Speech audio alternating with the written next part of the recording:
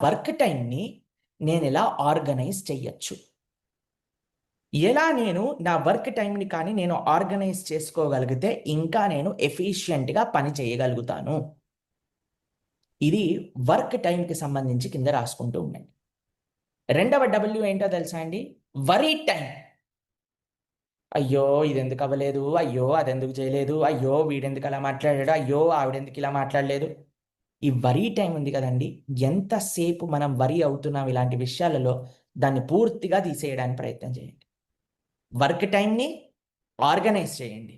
Worry టైమ్‌ని తీసేయండి. మూడవ డబ్ల్యూ ఉంది కదండీ! అది వేస్ట్ టైమ్. ఎక్కడెక్కడ నా సమయాన్ని నేను వేస్ట్ చేస్తున్నాను?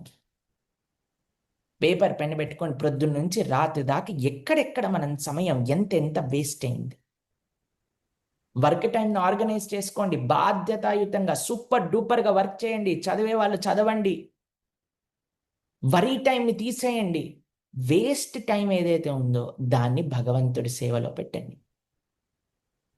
వేస్ట్ టైమ్ ఏదైతే అనవసరంగా వేస్ట్ అయిపోతుందో, ఇప్పుడు చూడండి ఇంట్లో వాటర్ ఓపెన్ చేస్తే ఆ వాటర్ అలా రాత్రి పూట ట్యాప్ ఓపెన్ చేసి ప్రొద్దున పూట చూసామనుకోండి, ఎంత బాధేస్తుందంటే, అబ్బో!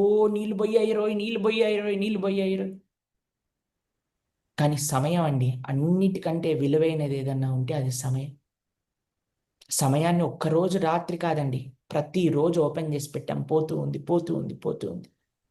ప్రపంచంలో ఎన్ని లక్షలు కాదు, కోట్లు కాదు, ఎంత ఇచ్చైనా కొనుక్కోలేనిదేదన్నా ఉంటే ఒక్క సెకండ్ అండి. పోయిన సెకండ్‌ని మనం తీసుకురాలేమండి.